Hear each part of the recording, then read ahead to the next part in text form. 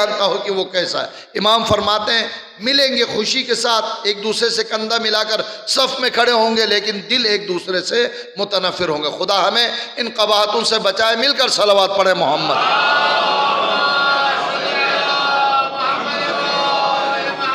وَنُقِدَتِ الْعُقُودُ وَاقْتَرَبَ الْمَوْعُودُ وَشَارَكَ النِّسَاءُ أَزْوَاجَهُنَّ فِي التِّجَارَةِ حِرْصًا عَلَى الدُّنْيَا، وعدے کی بے وفائی کی جائے گی اور وعدہ توڑا جائے گا، عورت کو مالی تجارت میں شرکت دی جائے گی، شریک کیا جائے گا دنیا کے حرص اور لالچ میں۔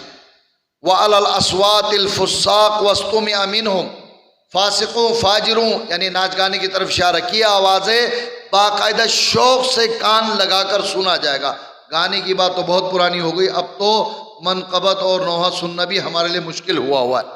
وَتَشَبَّهَ النِّسَاءُ بِالرِّجَالِ، بچوں غور سے سنو، امیر المومنین کو مانتے ہو تو کیا بتایا ہے؟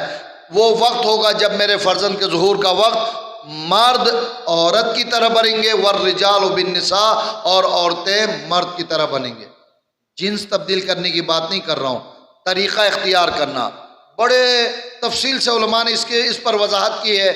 آج کل چوٹی باندھنا، ہیرا پہننا، ناخن بڑھا کر اب تو لپسٹک اور نیل پالش بھی شروع ہوا ہے ماشاءاللہ سے، اور خواتین مرد کی طرف بال کاٹ کر بغیر پردے کے سینہ تان کر معاشرے میں جانے کے لیے آزاد خیالی پیدا کرنا۔ آپ کون ہوتے روکنے والا؟ قرآن کون ہوتا ہے؟ معلوم ہے نا پچھلی دفعہ قرآن کے ساتھ کیا بے ادبی ہوئی ہے؟ پھاڑ پھاڑ کر نوجوان قرآن پھینک دیتے ہیں، کہتے ہیں کہ قرآن نہ ہو تو ہم پر پابندیاں بھی نہ ہو۔ وہ وقت ہوگا کہ مرد عورت بننے کی اور عورت مرد بننے کی۔ اس سے مولانا صادق حسن کی تقریر کا جملہ ہے، فرماتے ہیں کہ صرف لباس کی حد تک تو پھر بھی شاید قبول ہو۔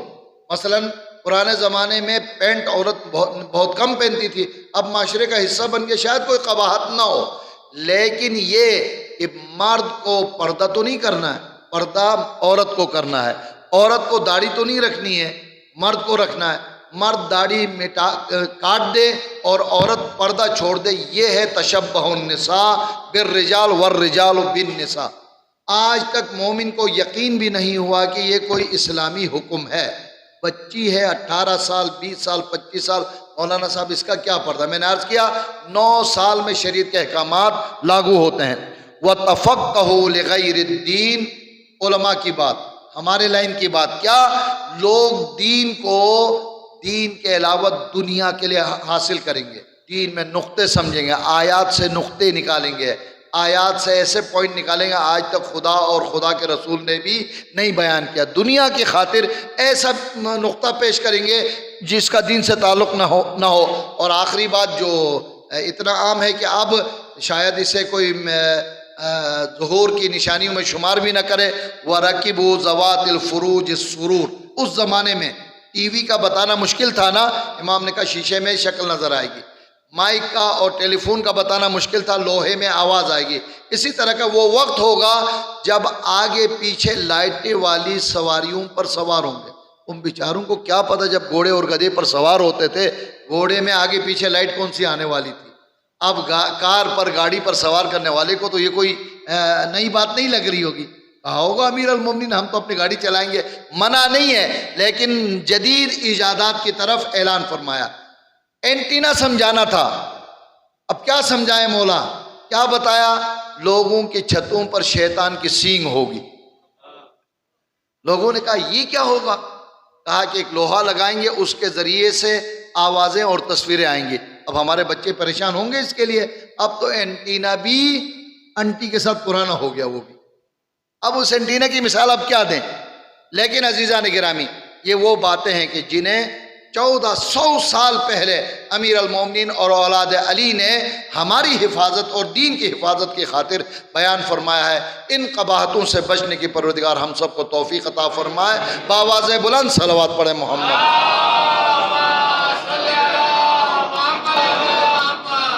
ہر وقت مومن کی ذمہ داری بیان کرنے پر مولوی صاحب سے لوگ ناراض ہوتے، کچھ اس طرح کی بات بھی انشاءاللہ، جیسے میرے برادر خوشخبری دے رہے تھے، ان قریب ایسے حکومت قائم ہوگی اور ضرور ہوگی، یملأ الارض قسطا وعدلا کما ملئت ظلما وجورا۔ میں تھوڑا سوچ کے آیا تھا یہ جو قسط اور عدل، لفظی طور پر ہم عدل کا ترجمہ کرتے ہیں، کیا فرق ہے؟ ظلم اور جور قباحتیں ہیں، لیکن دونوں میں کچھ فرق تو ہوگی نا۔ بس میں مختصر بات عرض کروں، کیا ہوگا وہ وقت جب امام قسط اور عدل کو نافذ کریں گے، ظلم اور جور کو ختم کریں گے۔ فرق یہ ہے، علماء بتاتے ہیں 3-4 فرق ہیں، مگر ایک کی طرف اشارہ کر رہا ہوں آپ کی زحمت کم کرنے کے لیے۔ ظلم وسعت کے لحاظ سے زیادہ ہے، جور وسعت کے لحاظ سے نسبتاً کم ہے۔ ظلم، جس نے تمہیں کوئی غضب پہنچایا، آپ نے اس سے زیادہ اسے نقصان پہنچایا، وہ ظلم ہے۔ جور، جتنا بدلہ لینا تھا اتنا بدلہ لیا، جو نہیں لینا چاہیے تھا وہ جور میں آتا ہے۔ اسی کے مد مقابل عدل اور قسط۔ بات سمجھا پا رہا ہوں؟ ایک بار صلوات پڑھے محمد وآل محمد۔ بالکل اسی طرح سے ظلم کے مقابل عدل ہے اور قسط جور کے مقابل ہے۔ دونوں کے فرق سمجھنے کے بعد، عدل، جس نے تم پر جو احسان کیا ہے اس کے ساتھ اس سے بڑھ کر احسان کرو، وہ عدل ہے، جو الہی تقاضا ہے۔ خدا عادل کل ہے، ایک کے بدلے میں 10، ایک کے بدلے میں 100، ایک کے بدلے میں 700، اور کبھی ایک نیکی کے بدلے میں بے حساب اجر و ثواب دیتا ہے۔ یہ صفت یا خدا میں یا خدا کے نیکوکار نمائندوں میں موجود ہے۔ ہم تو اتنا جانتے ہیں کہ دکان سے مال قسطوں میں لیا، کیا قسط ادا کرنا؟ اب قسط کیا چیز ہے؟ جتنا قرضہ ہے اتنا قرضہ ادا کرو، اس کو کہتے ہیں قسط۔ آپ نے حق ادا کیا، پاکستانی بن کر قرضہ لے کے غائب نہیں ہوئے، جتنا قرضہ تھا آپ نے ادا کیا، آپ نے قسط پر عمل کیا۔ لفظی ترجمے میں ہم ترجمہ دونوں کا عدل کرتے ہیں۔ امام علیہ السلام آ کر صرف حق دلائیں گے نہیں، بلکہ حق سے زیادہ بھی حقوق دلائیں گے۔ صلوات پڑھے محمد وآلہ۔